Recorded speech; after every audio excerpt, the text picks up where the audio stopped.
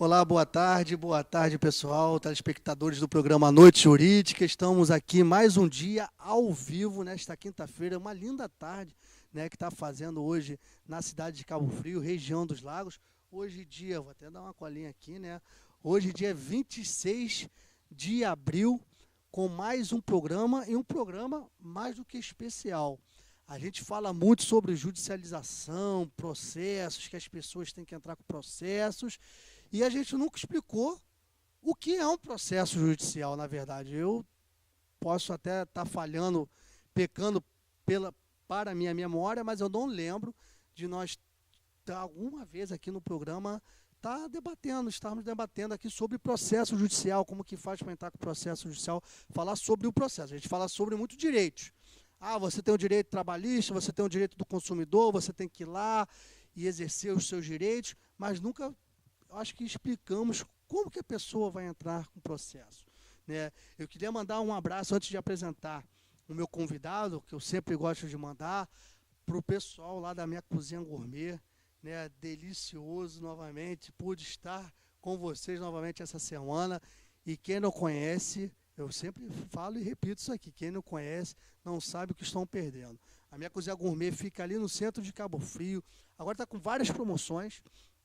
Quem quiser, tem promoção para de dia, tem promoção para o happy hour, mas vale a pena você que gosta de carne, não só quem gosta de carne, quem gosta de bater um bom papo, né, e gosta também de jogar uma conversa fora e ficar ali na companhia de bons amigos. E principalmente, por isso que eu falo o nome dele, falo deles aqui, o excelente atendimento que eles dão, fica aí a dica, né, principalmente agora, né, depois de assistir o programa, dá um pulinho lá, come a carninha, bebe um choppinho, quem não bebe, bebe um refrigerante, uma água, e tenho certeza que vocês vão ser muito bem atendidos.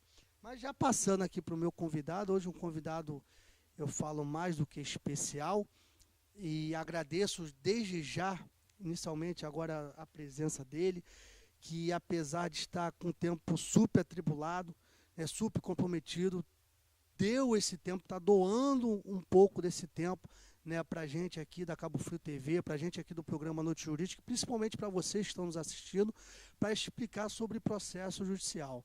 Hoje eu estou com um defensor público, pode acreditar que daqui a pouco vocês vão ver que ele é defensor público, né, por isso que eu falo das suas atribuições e do seu compromisso no seu horário é muito atribulado. Quem conhece o trabalho na Defensoria Pública sabe como é que é, e eu pude estagiar no começo da minha faculdade aqui no núcleo de primeiro atendimento da Defensoria Pública, eu sei o volume que esses verdadeiros heróis praticam todos os dias. Para mim são heróis, né?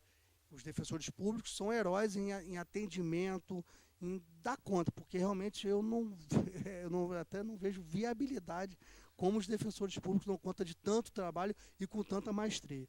Ele é defensor público. Boa tarde, doutor José Roberto Melo Porto. Um prazer estar recebendo o senhor aqui no programa Noite Jurídica. Boa tarde. Boa tarde, Rafael, meu amigo. Agradeço aí enormemente o convite. Para mim é um prazer tremendo, uma satisfação estar aqui com você. Tantas vezes já acompanhei o programa, sempre com grandes convidados. É muito bondade sua falar que eu sou um convidado muito especial. Né?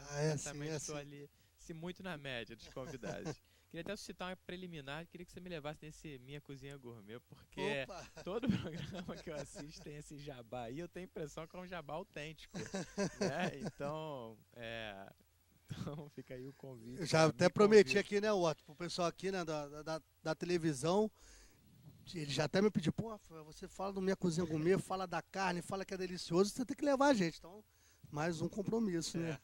Mais um. Então, mas agradeço aqui o convite, até porque esse programa ele cumpre uma função que eu, muito sinceramente, acredito que seja uma função que é quase uma obrigação nossa, né? Você realmente referiu que eu sou defensor público, você é advogado aqui respeitadíssimo na cidade, no estado, então todos nós temos uma rotina assim cheia, né? Presume-se. Ainda mais com compromissos pessoais, agora com os filhos, né? A gente está mais ou menos aí na mesma caminhada. Então a tendência é o tempo ir sumindo. Mas eu acredito que programas como esse, que são poucos, né? Se a gente olhar aí o patamar, o panorama geral das televisões que nós temos, são poucos, de educação em direitos, né? Inclusive é uma função da Defensoria Pública, está na Constituição, na lei da Defensoria, prestar orientação jurídica. Lógico, essa orientação se presta naquelas partes, os assistidos que queiram entrar com processo, queiram solucionar um problema que eles tenham, né, e que ninguém tem satisfação em ter que resolver um problema.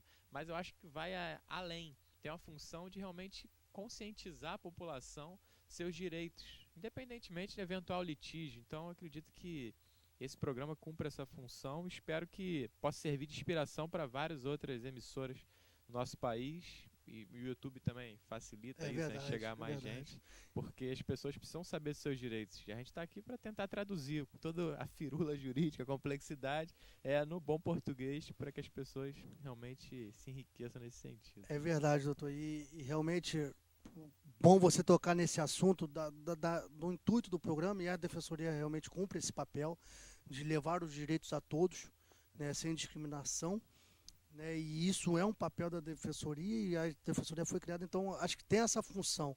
Lógico, pelo amor de Deus, o programa não se compara à instituição da Defensoria, nem chega perto. São complementares. Porque hoje a gente sabe a grande dificuldade, a desigualdade social que o nosso país vive, e não é de hoje, é de longas datas.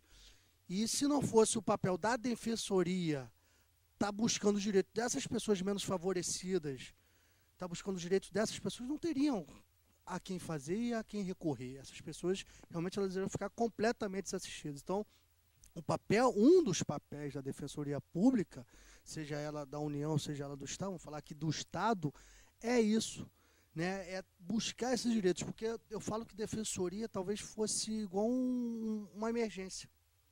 A pessoa vai para lá, uma emergência hospitalar, a pessoa já vai para lá, já completamente com a sua moral denegrida, com a baixa autoestima, sabe? E já sabe que, porque eu vou brigar com esse rico, eu vou brigar com essa empresa, eu vou brigar com essa empresa de telefonia, com essa concessionária, não vai dar certo, porque eles são ruins. Tem essa impressão. E na Defensoria eles são acolhidos. E além de acolhidos, é movida essas ações judiciais em busca desses direitos. Então esse papel da Defensoria é importantíssimo. Eu acho que você resgata a cidadania dessas pessoas, resgata a moral dessas pessoas. Pode até não ganhar o processo, mas só em ter alguém, e advogados, assim, não preciso nem falar a envergadura de competência, porque todos os defensores ingressam através de um concurso público, um dos mais difíceis do país. Então a gente já começa refinando o patamar, né, de profissionalismo aí, eliminando os maus profissionais para os bons.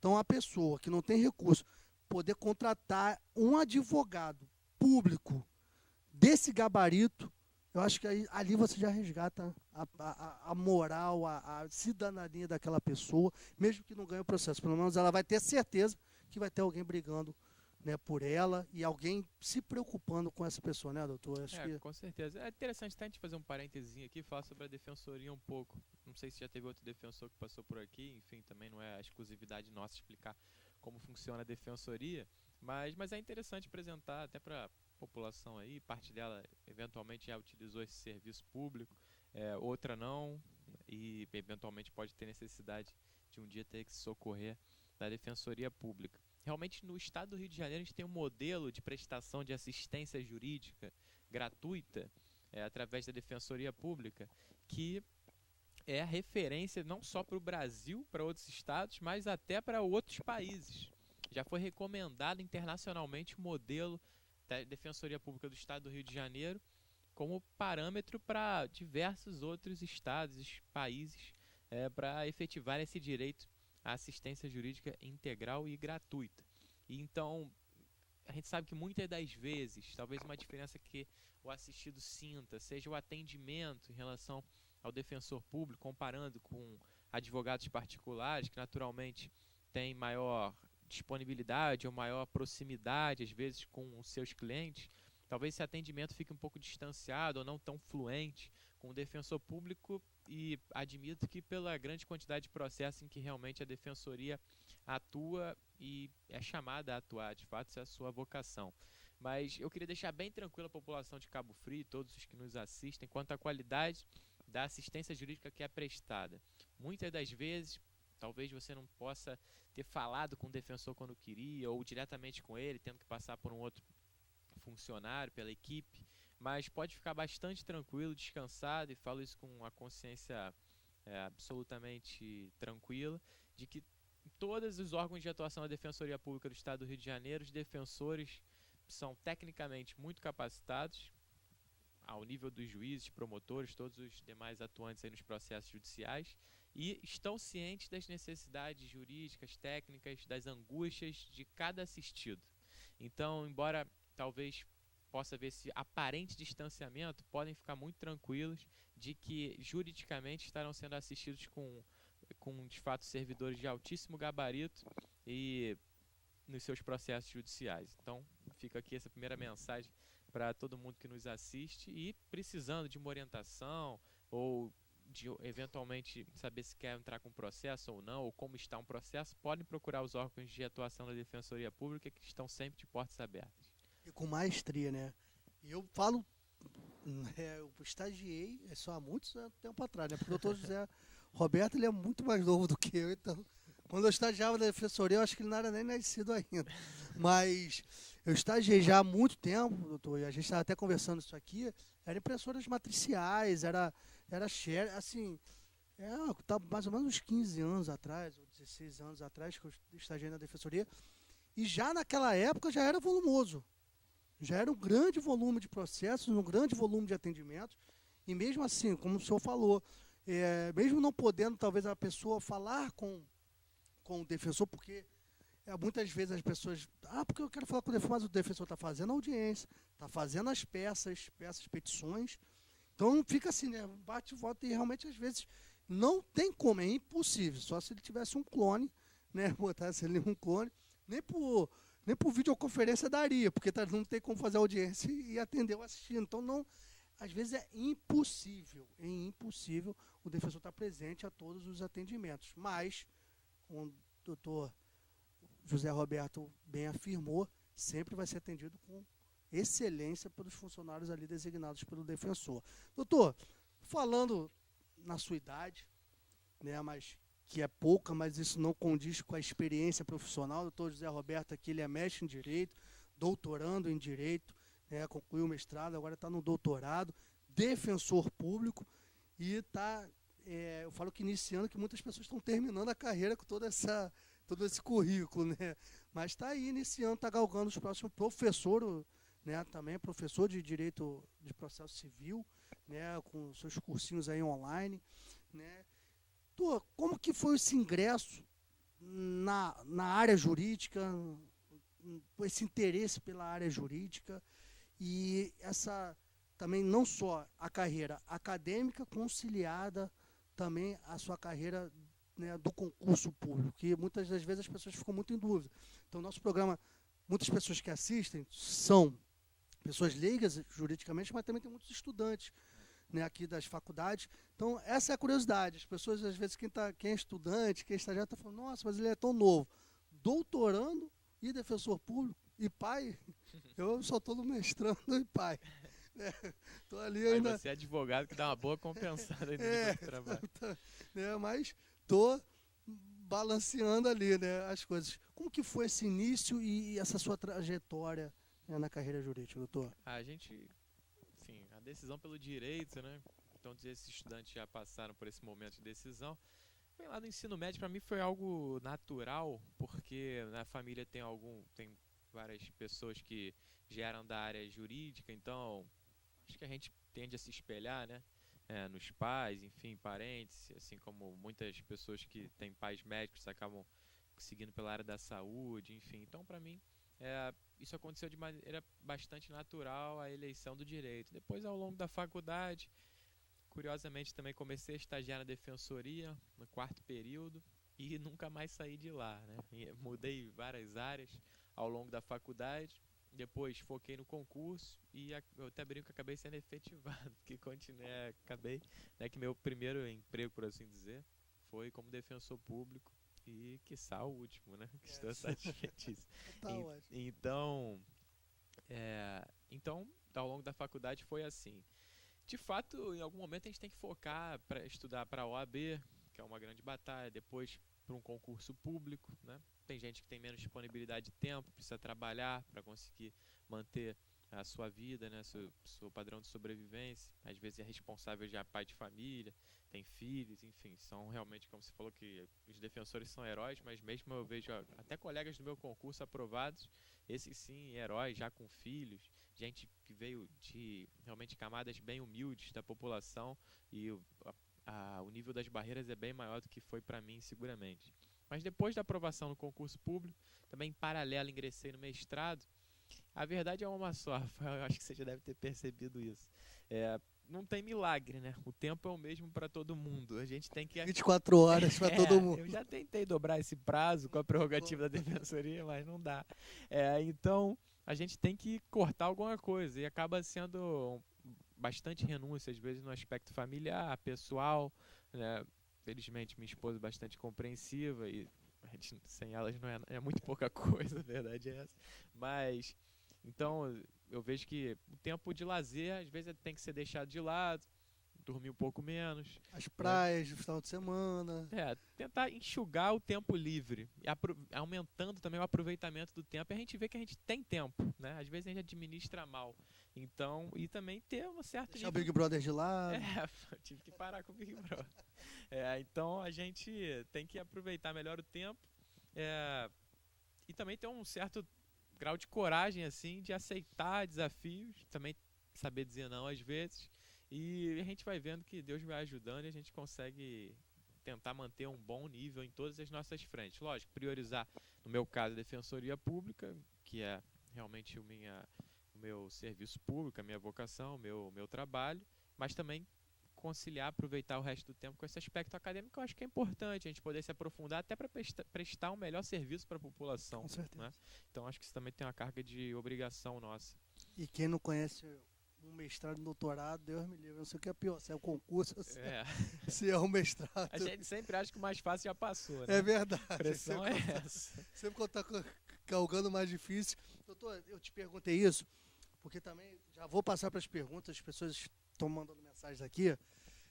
Foi um grande sucesso, né, na internet, muitas perguntas. Quando a gente falou que ia falar sobre o processo judicial, temos muitas perguntas, eu imprimi algumas e temos outras perguntas vindo agora ao vivo, está passando ao vivo pelo site da Cabo Frio TV e tem perguntas vindo. Então vou até fazer uma pergunta aqui da Maria da Vila Nova. Deve ser acadêmica em Direito, ou formada, ou talvez advogada. Ela pergunta aqui, né, doutor? Já pegando. Queria saber qual é a dica, né? Eu acho que talvez não tenha uma. Uma o senhor já deu. Ele dá para nós concursandos, que as pessoas que estão tentando o concurso público, né? Aí é uma batalha, não vou falar que quase sem fim, porque sempre tem um fim. Sempre né? E geralmente é o êxito, né, doutor? Muita gente às vezes fala, eu estou estudando. Gente, é isso aí. Né? Quem escolhe essa vida é isso aí. Então ela pergunta aqui, a Maria, obrigado Maria, né, da Vila Nova aí, ela pergunta essa dica. Se tem uma só dica, eu não sei. Tem várias, várias dicas. As dicas que o senhor pode dar aí, que o senhor lembre também, né, da época de concurseiro, né, que a gente chama de concurseiro, né? Não, a verdade é que quando a gente está estudando para concurso, a gente acha que nunca vai acabar. Eu lembro que tinha dias que eu acordava às 5 da manhã, acabava às 11 da noite. Eu falava, meu Deus, nunca vai acabar isso. Assim, parece que não vai ter fim, que a posse nunca vai chegar. Eu lembro que na véspera da minha posse eu nem dormi, porque eu não conseguia acreditar. Aliás, eu lembro que a prova da defensoria que eu fui fazer, por diversas circunstâncias, ela acabou sendo adiada. Eu pensava, será que essa prova vai chegar um dia mesmo? Ou será que eu vou morrer antes disso? Eu pensava nisso, será que vai chegar o dia da prova? Começa a ficar um tom meio de fantasia. Mas a primeira mensagem que eu passo para todo mundo que está estudando para concurso, seja ele de que nível for, e quais as condições que você tenha para estudar, você vai passar e vai chegar no fim. Acredite nisso, e quando você olhar para trás, vai parecer que foi um final de semana de estudo. Tá? Hoje eu olho e parece que durou 10 minutos. Assim, primeiro momento, muita gente fala, não tem dica, não tem segredo. Com certeza não tem que estudar. Um amigo meu até falou, certa vez, que se a gente fosse fazer uma conta do concurso para aprovação, ele podia ser feito em horas bunda, por assim dizer. Até desculpa aí pela expressão, mas é bastante prático. Quantas horas você ficar sentado na cadeira é você vai ter que atingir certo número dessas horas para você ser aprovado. E é verdade, quanto mais tempo estudando, mais a gente aprende, o conteúdo é enorme, e a gente vai conseguir acertar as questões, porque também não tem tanta pegadinha assim, tanto segredo. Quanto mais a gente estuda, mais elementar aquilo parece. Então, primeiro lado, a gente sempre fala, não tem segredo. Mas tem algumas dicas práticas que eu costumo dar e que eu estou bastante convicto delas. Primeira dica é fazer um bom material. Né? Tem gente que gosta de estudar por livro, só por livro. Eu acho até bastante admirável, mas para mim, eu acho que eu estaria até hoje estudando se eu estudasse só por livro. Então, uma boa saída é fazer um bom curso preparatório, realmente. Porque o curso preparatório, o professor está ali com a obrigação, a função dele é essa, facilitar. Ele vai ler vários livros e vai resumir para você, te dando um caderno pronto para você poder estudar o material mais líquido possível. Então, fazer um bom curso. E depois de fazer esse material do curso, ou eleger um livro que você considere que facilita o seu estudo, utilizar o mesmo material. Reúne o material. Essa é a dica que eu sempre dou para os meus alunos e para todos os meus amigos que eventualmente estejam estudando. Fixa o mesmo material e lê 10, 30, 100 vezes o mesmo material. Eu lembro que na época da minha prova oral, quando chegava perto das provas, na última semana eu dava um gás para revisar o máximo possível. Mas na época da prova oral, para vocês terem noção, eu lembro que eu estudei na véspera dela, civil e processo civil inteiro. Coisa que a gente estuda 5 anos de faculdade, eu estudei inteiro. E por que isso? Porque eu já li tantas vezes aquele material que eu já estava acostumado, era uma revisão. Então é natural que você vai ganhando entrosamento com ele, e naturalidade, e lembre daquilo. Porque o segredo para aprender é esse, ler, reler, decorar grande número de informações e raciocinar a partir delas. Então reúnam o material. E a outra dica é atualizem esse material com a jurisprudência. Hoje é fundamental a gente saber o que decidem o STF, o STJ, não só a gente está estudando para concursos, quem realmente a gente que trabalha aí com direitos, advogados, mas também a população leiga. Hoje o que o STF decide é a capa do jornal, é a manchete do jornal que a gente vê na TV, é muitas vezes discutido no bar mesmo, às vezes a gente deixa de falar do Flamengo, até porque está complicado de falar do Flamengo, e a gente fala dos ministros do STF. Isso é até um ganho, né, de cidadania para a nossa população, isso ter chegado ao círculo, assim, por assim dizer, das pessoas comuns. Né? Antigamente a gente nem sabia quem eram os ministros do STF, então a tecnologia ajudou nesse aspecto. Mas quem quiser passar no concurso tem que estar atento à jurisprudência do STF e do STJ. E aí a dica de ouro: pega essa jurisprudência que vem dos informativos e joga nesse mesmo material. Pronto. E revisa esse material tantas vezes quanto possível. Tenho certeza que vocês vão passar antes com essa dica aí. Tá? É a Maria que perguntou. Né? Foi a Maria. Então, Maria, fica com essa dica de ouro para você. Nessa quinta-feira ensolarada, sei que não é fácil. De repente bota um insufilme, uma boa cortina para esquecer na praia de Cabo Frio e focar no estudo. É verdade, ó. Excelente dica aí para Maria. Realmente, nada vem, né, gratuitamente fácil, né? E às vezes até vem, mas acho que da mesma forma que vem, minha mãe sempre me ensinou isso. O que vem fácil, vai fácil, né? E as coisas, às vezes eu tenho amigos concurseiros e eles falam, poxa, não sei, sabe, dá aquela desanimada realmente. Às vezes está estudando há um ano e tem outros compromissos também do dia a dia, da rotina, e acabam dando aquela desanimada. Eu falei, cara, não desanima, continua, que um dia, como o senhor falou, você estudou civil, processo civil, que a gente realmente dá numa faculdade de Direito durante os 5 anos. E um dia, mas era apenas uma revisão. Você tinha estudado tanto aquele tema, todos aqueles artigos, que foi apenas uma revisão. Então, Maria, fica a dica aí, e se for um concurso jurídico, vem para cá, já está convidada aí, mas mentira, brincadeira, se for advogado, já está convidada para participar do programa, né, do programa Noite Jurídica. Doutor José, Roberto, vou fazer a primeira pergunta aqui do Otávio, aqui do Braga. Ele fala o seguinte, fala questão de processo, e fala assim, em 2015 foi criado um novo Código de Processo Civil.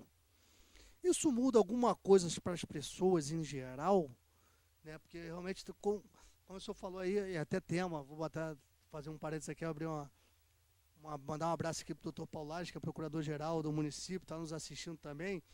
E a gente estava falando dessa questão do STF, o senhor mencionou isso, e até tema da dissertação dele, de mestrado, que é o ativismo judicial, etc. Mas isso é para outro programa, não tão profundo. Mas isso leva, porque as pessoas sabem que mudou o processo civil, a lei de processo civil, às vezes não sabe nem o que significa o processo, mas sabe que mudou. Isso muda alguma coisa para as pessoas comuns, doutor? Essa é uma questão interessante. Realmente, em 2015 foi aprovado esse Código de Processo Civil. Na comunidade jurídica foi absolutamente alardeado, né? Uma mudança paradigmática, mas as pessoas em geral também escutaram falar dessa inovação legal e querem saber qual é a diferença prática para elas, né? Então, antes de a gente falar do próprio Código de Processo Civil, é interessante entender o que é o processo, né? O que é a ação. A gente fala essas expressões aí comumente, mas a gente às vezes não sabe defini-las ou não tem uma ideia bem clara do que elas significam. Realmente, a ideia é a seguinte: quando tem um ordenamento jurídico, as leis, a Constituição, a ideia é que aquilo funcione. Eu lembro até de uma entrevista que eu vi uma vez com um deputado federal. Ele falava o seguinte: tem um amigo meu inglês que duas coisas no Brasil ele não entende: ponto facultativo e essa lei não vai pegar. Realmente é difícil de entender isso. Ponto facultativo realmente é uma ciência à parte, daria para um programa. Mas essa lei não vai pegar? Como assim, né? A lei não é precisa pegar?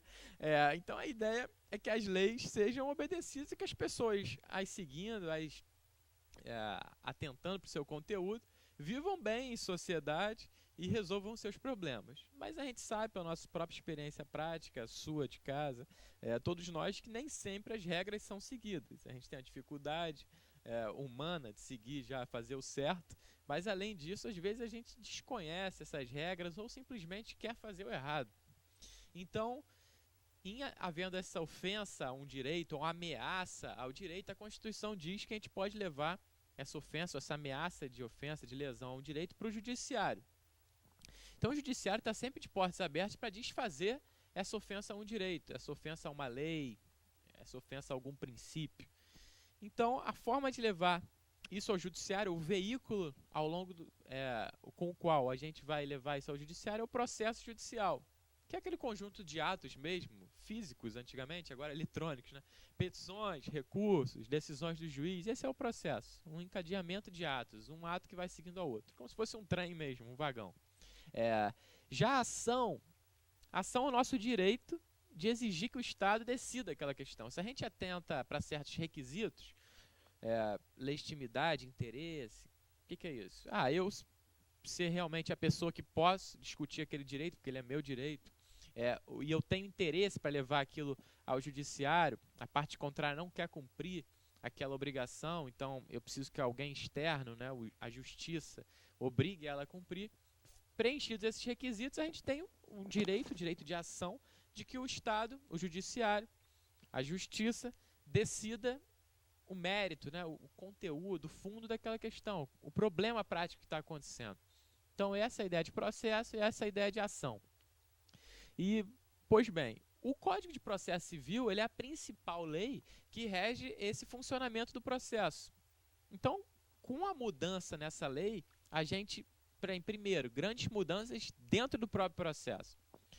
Muita gente pergunta para a gente, para todo mundo que atua no direito, por que o processo demora tanto? Essa talvez seja a pergunta mais corrente. É uma dúvida que não é só dos leigos, não, é jurídica mesmo. A própria comissão lá no Senado, presidida pelo ministro Luiz Fux e por outros gigantes juristas do nosso país, que formulou o projeto do Código de Processo Civil, a principal preocupação era facilitar, agilizar a resolução dos processos, garantir uma solução, como diz a Constituição, a duração razoável daquele processo. Não é razoável que o processo dure 30 anos. Como às vezes também não é razoável que um processo muito complexo dure 3 meses, que demanda um amadurecimento. Então, cada caso demanda um esforço do judiciário, das partes envolvidas. Então, talvez a principal preocupação quando do advento desse código, da construção do Código de Processo, seja agilizar os processos judiciais. E ele fez isso de diversas formas, aqui de maneira bem coloquial. Diminuiu o número de recursos, as hipóteses de recursos, desestimulou recursos que a gente chama de protelatórios, aquele recurso só para não deixar o processo acabar. Ele criou formas de desestimular esses recursos pelo mero prazer de recorrer, seja fazendo a parte pagar mais, seja por outros instrumentos, e também permitiu que os tribunais pacifiquem, clareiem a jurisprudência deles. Então, o que o tribunal acha desse assunto? Porque outra questão que também inquieta bastante quem vai à justiça é a seguinte: às vezes a sua ação cai na vara A. Na vara A, o juiz entende que você tem direito. Mas na vara B, que é a sala do lado, o juiz entende que você não tem direito. Então você entra com uma ação contra a concessionária lá de energia e o juiz te dá, como a gente fala na prática, ganho de causa. Você ganha a ação. O seu vizinho vai na vara do lado e perde. E era, de repente, o mesmo problema no mesmo poste. Ninguém entende mais isso. Isso não entra na cabeça de ninguém. Numa Constituição que fala que um princípio fundamental é a igualdade, isso seguramente não é igual. Então, o Código também criou instrumentos para desfazer essa dispersão jurisprudencial que chama, né? Essa divisão de entendimentos que acabam angustiando ainda mais a pessoa que vai a juízo. Então, o Código trouxe esses instrumentos e, dessa forma, pretende melhorar também a vida da pessoa comum que, por um evento provavelmente indesejado na sua vida, teve que ir até a justiça. Principalmente nessas pilastras aí. Vou passar já para a pergunta aqui, né, do Paulo, lá de São Pedro. Ele fala o seguinte, é até bom, a pergunta dele até acho bom, porque ele não fala de um problema específico. Ele fala o seguinte: sempre que a pessoa tiver um problema, deve buscar o judiciário, a justiça, porque isso é uma pergunta realmente... as pessoas têm muita dúvida com relação a isso. Se pode entrar no processo, se não pode. Vou dar um exemplo, talvez. Perdão. Que as pessoas às vezes não acreditam, não acham que tenha direito. A pessoa compra um salgado numa lanchonete e esse salgado vem estragado. Às vezes a pessoa vai ali, não sabe nem que tem esse direito de ação. Né? Essa pessoa comprou aquele salgadinho, né, na lanchonete que está estragado.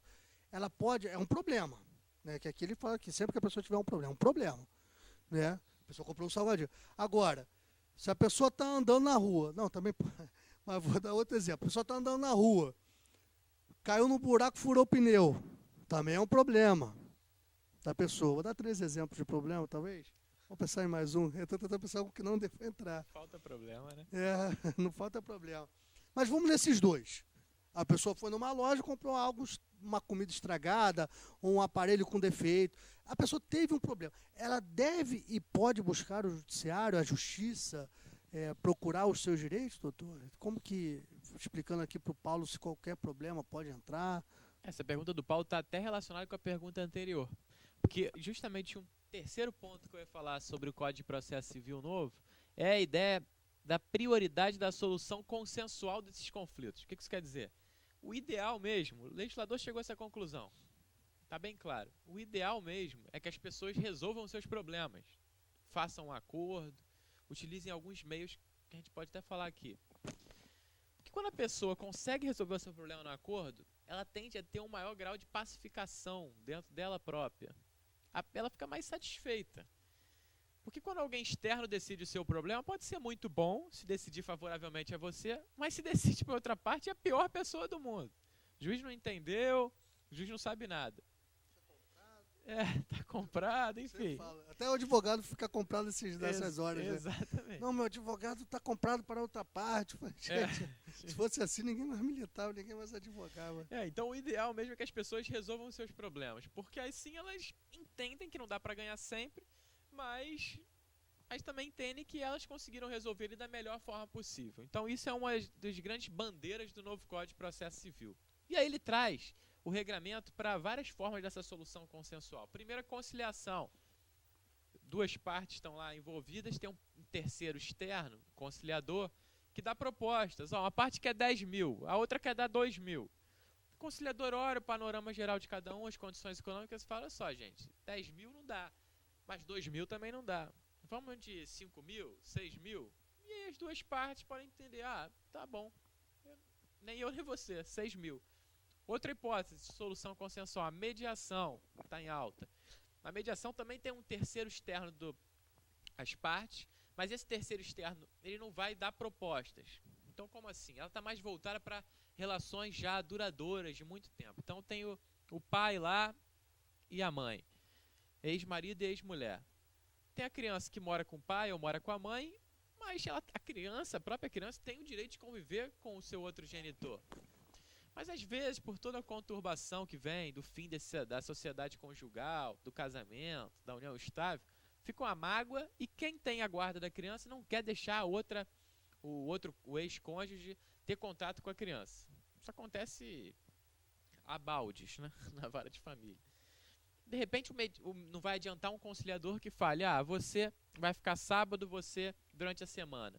Porque se as pessoas não tiverem com disposição de alma de fazer funcionar aquele acordo, o acordo não vai dar certo. Então o mediador, ele vai olhar, antes de ver a questão do filho, da visitação, vamos ver o que tem no fundo disso. Essa mágoa que vocês têm. Ele vai tentar esclarecer para que eles próprios, as partes mesmo, cheguem a uma conclusão de, vamos deixar para lá e vamos começar a fazer essa relação funcionar.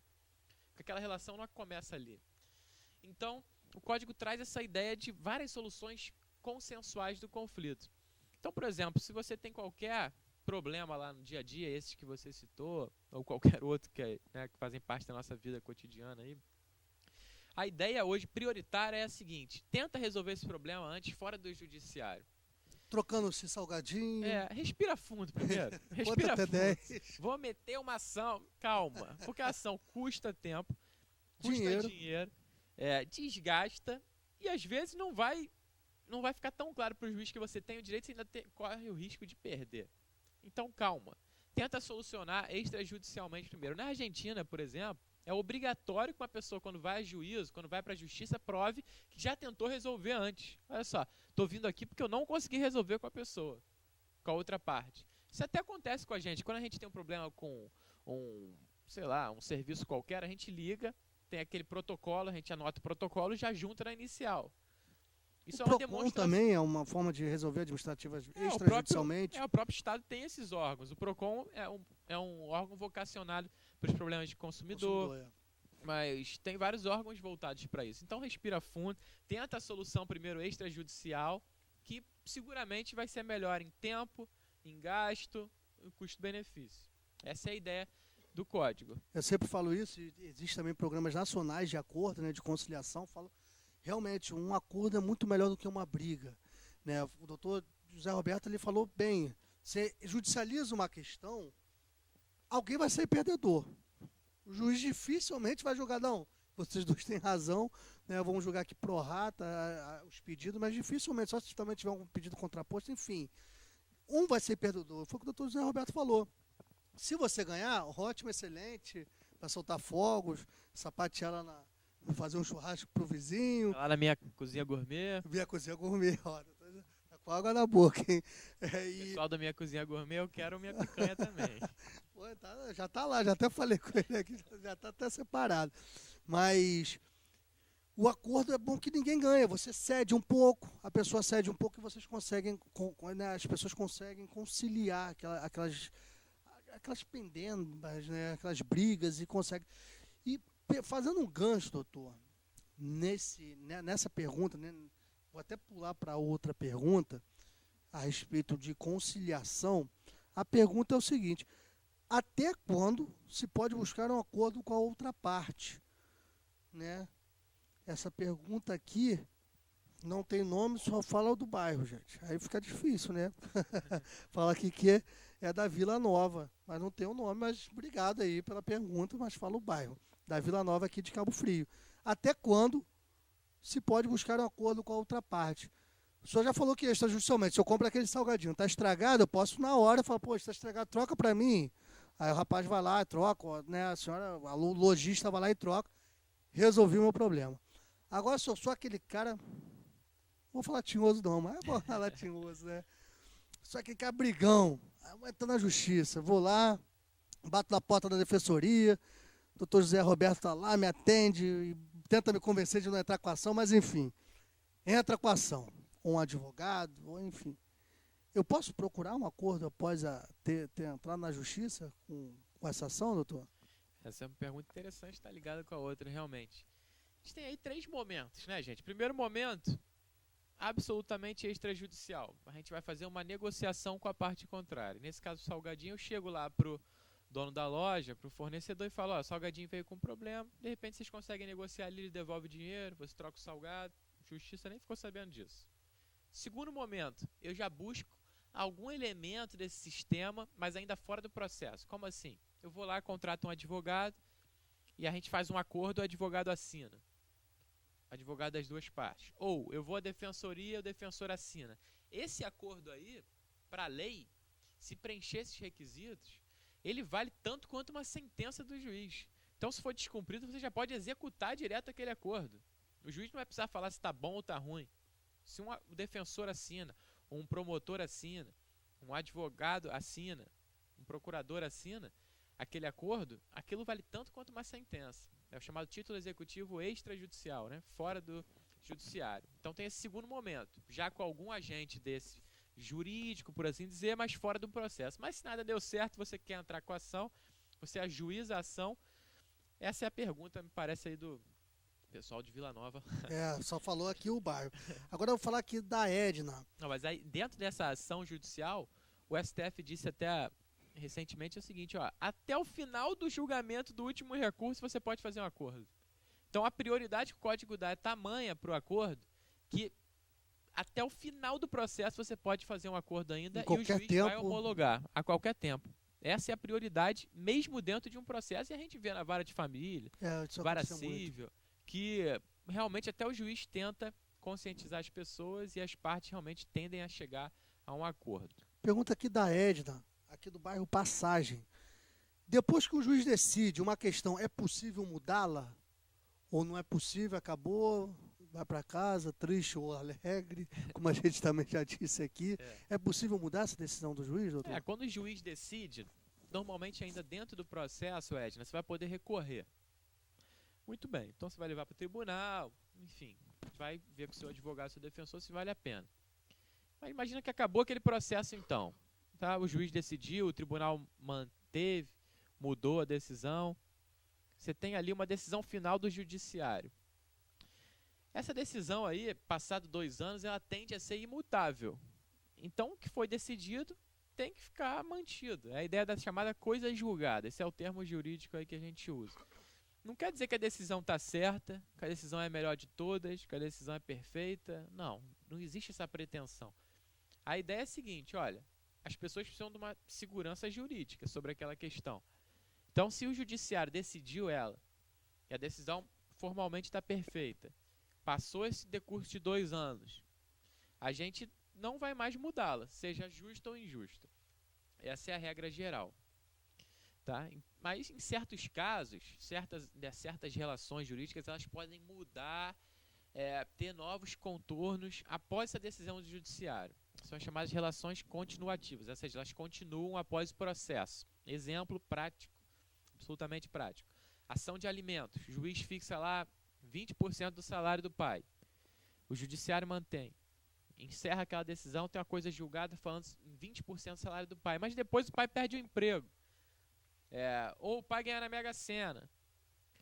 Teve uma nova informação, uma nova circunstância ali que justifica a gente modificar aquela coisa julgada. Então, em alguns casos, essas relações continuativas, a modificação das circunstâncias pode, excepcionalmente, permitir uma mudança do que foi decidido pelo judiciário.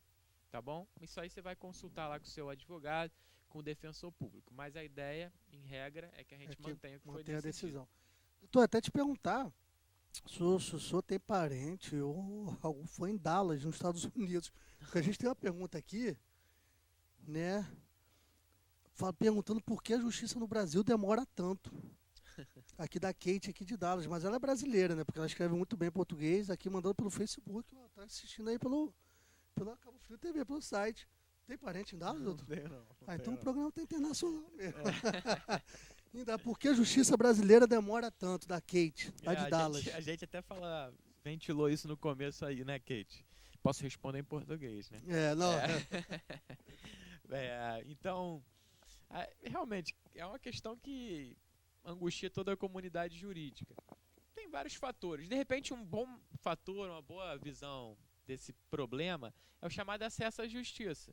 Depois da Constituição, várias ferramentas foram dadas aí para as pessoas poderem realmente efetivar seus direitos. A gente já falou de uma, Defensoria Pública, permite que pessoas que não tenham condições de pagar ingressem em juízo. Isso é uma conquista, porque senão a gente excluía todas as pessoas hipossuficientes, pobres, do judiciário, que é gravíssimo.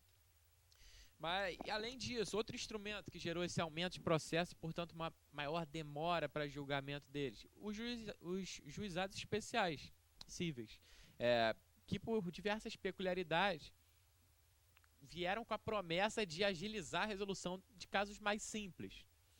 Seja botando um juiz leigo para elaborar a sentença, seja dispensando o advogado, ou seja, a ideia é, vamos resolver isso de uma maneira mais informal, mas mais rápida.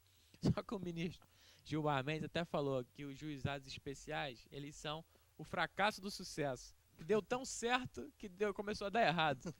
Porque o que era para resolver em 2 meses, começou a resolver em 1 ano, 2 anos, 3 anos.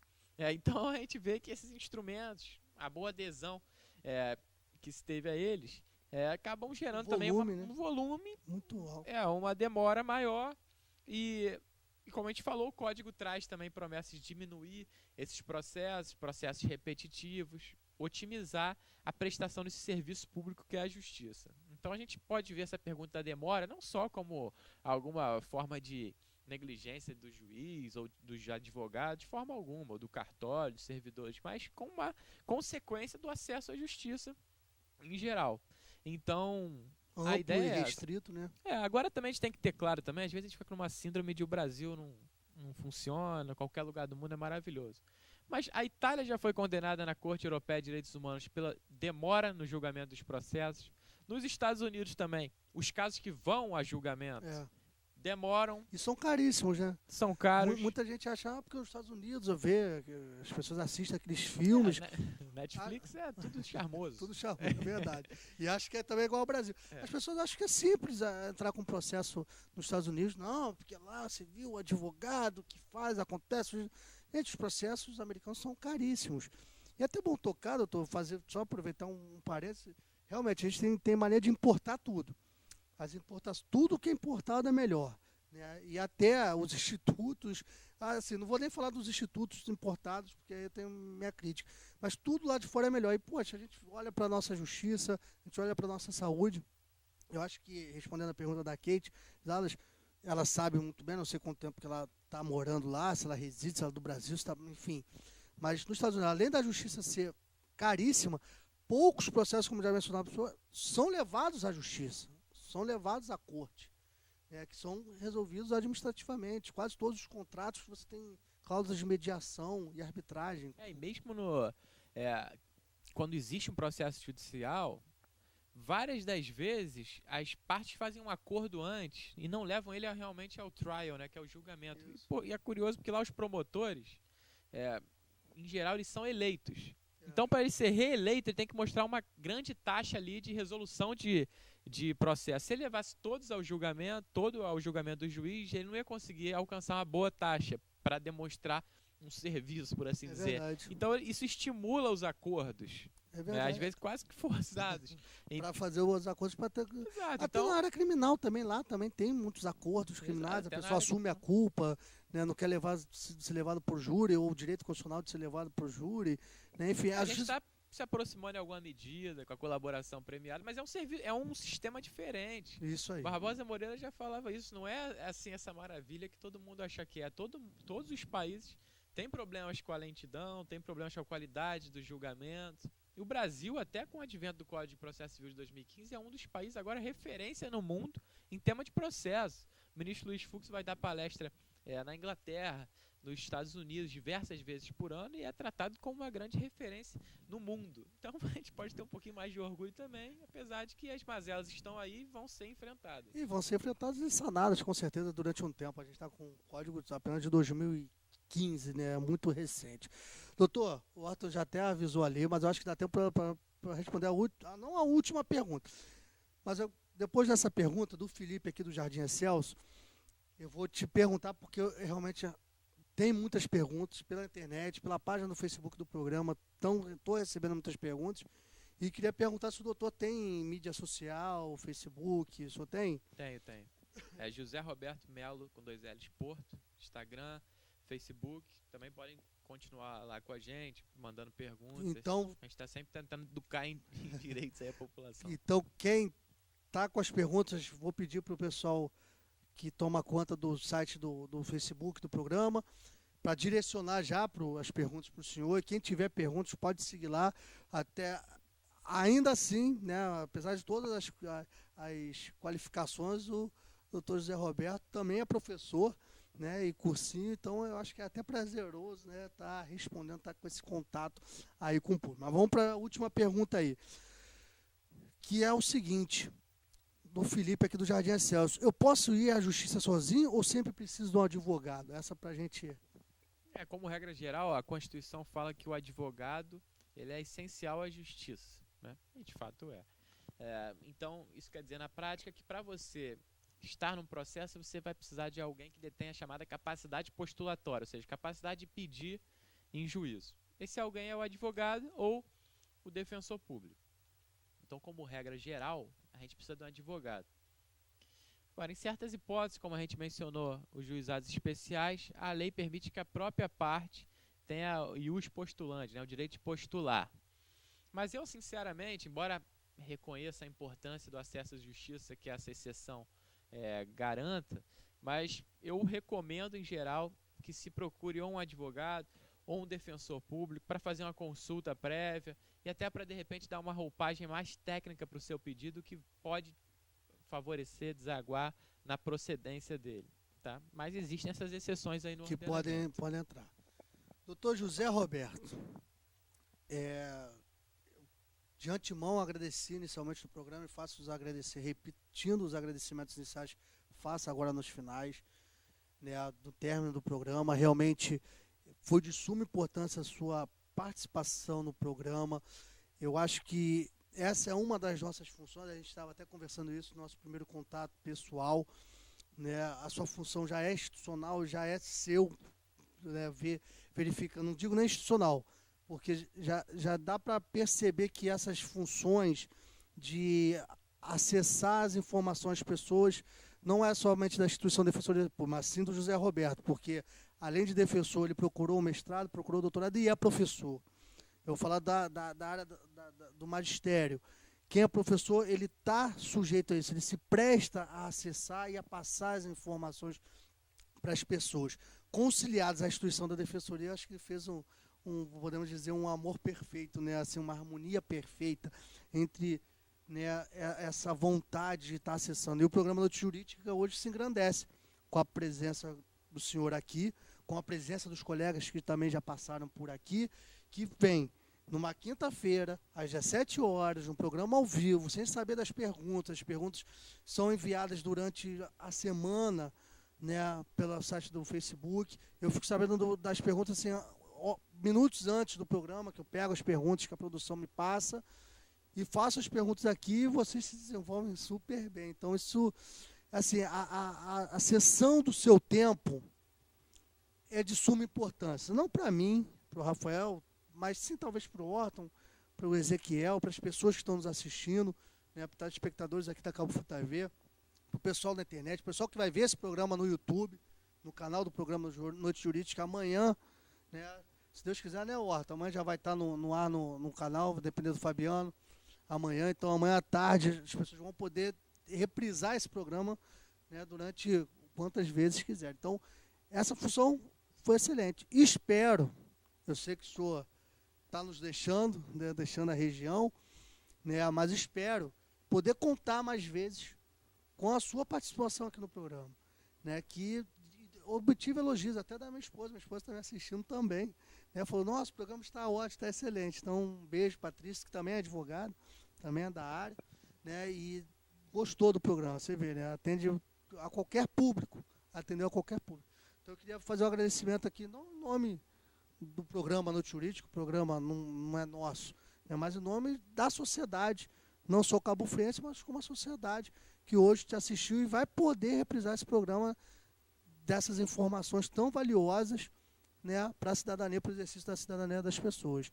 Passar para as considerações finais. Bom, Rafael, eu que agradeço de novo o convite e queria, acho que eu também tenho condições aqui de ser a voz da sociedade, agradecer a iniciativa que, como eu falei, é louvável, é um projeto que eu mesmo já tinha pessoalmente chegado à conclusão da sua necessidade, e vocês levam a cabo ele realmente com garra, aí, sempre tentando variar os convidados, mostrando várias visões do direito e, sobretudo, traduzindo esse direito para a população. Acho que esse é o caminho para a gente evoluir em cidadania, em cultura realmente, e construir uma nossa civilização juridicamente consciente, dando os passos que a gente espera para o nosso sonhado Brasil. Fico aí à disposição, naturalmente, dentro das nossas, de todas as nossas limitações, né, de tempo, mas a gente pode trabalhar uma ideia de diversos programas, abordando outros temas, trazendo outros colegas. Acho que a população aí de Cabo Frio, da região, merece isso, e é isso. Agradeço a atenção. População mais mundial, né? Porque Dallas também está carente. É verdade. Eu acho que eu vou descobrir que eu tô achando, eu tenho um amigo meu que tem uns parentes lá nos Estados Unidos, eu tô achando que ele bota para ver, ele já apresentou, que é o Paulo Lage, então acho que ele faz essa divulgação aí lá norte-americana, né, desse programa. Doutor, muitíssimo obrigado. Agradeço também aos telespectadores, ao pessoal que nos acompanha também no Facebook, lá na página do programa, enviando suas perguntas. As perguntas podem ser enviadas independente dos temas dos programas. Nós estamos sempre direcionando cada matéria, né, cada advogado que vem aqui ao programa, a sua matéria. O professor, chama de professor, né, o professor José Roberto, né, também deixou à disposição as suas redes sociais, podem seguir lá, José Roberto Melo Porto, Melo com 2 L's, no Facebook. O professor vai estar diante aí, vocês universitários, acadêmicos, concursando, os concurseiros aí, pegando mais dicas aí, né, com o professor José Roberto. Ele vai estar lá à disposição, né, para quem quiser, claro, tendo a limitação também do tempo do doutor José Roberto, porque ele faz isso tudo e ainda tem mídia social. Então, gente, um grande beijo, fique com Deus e até semana que vem.